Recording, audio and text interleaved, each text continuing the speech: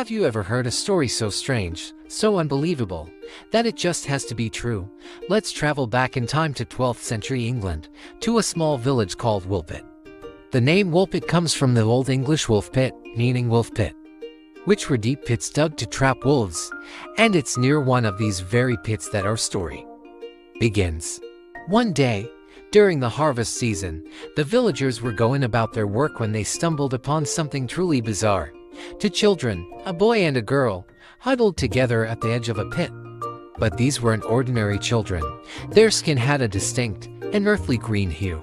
They were dressed in strange, unfamiliar clothing and were speaking a language that no one in the village could understand. The villagers, startled but compassionate, brought the children back to the village. They offered them food, but the children refused everything until they were shown raw broad beans, which they eagerly devoured. For weeks, that's all they would eat. The boy, who appeared to be younger, grew sad and sick, and sadly passed away shortly after being baptized. The girl, however, began to adapt. Her green skin slowly faded to a normal complexion.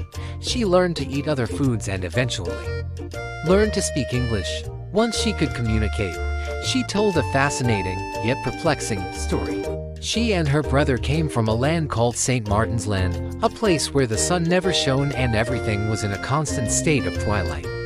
All the inhabitants of this land were green, just as they had been.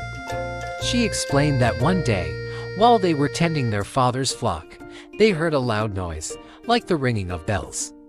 Drawn by the sound, they wandered into a cave. They walked and walked in the darkness for a long time, until they emerged into the blinding sunlight of our world, near the wolf pit where the villagers found them.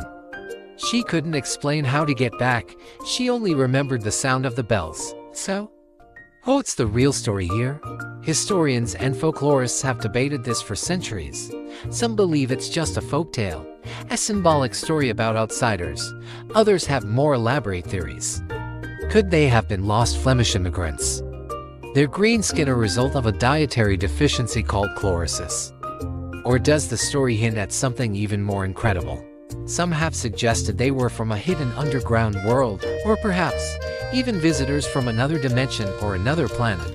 The girl, who was given the name Agnes, grew up, married a man from a nearby town, and lived a relatively normal life. But the mystery of her origins, the land of St. Martin's Land, and her green-skinned brother remains one of history's most enchanting and unsolved puzzles. What do you think happened to the green children of Woolpit? Let me know your theories in the comments below. Thanks for watching.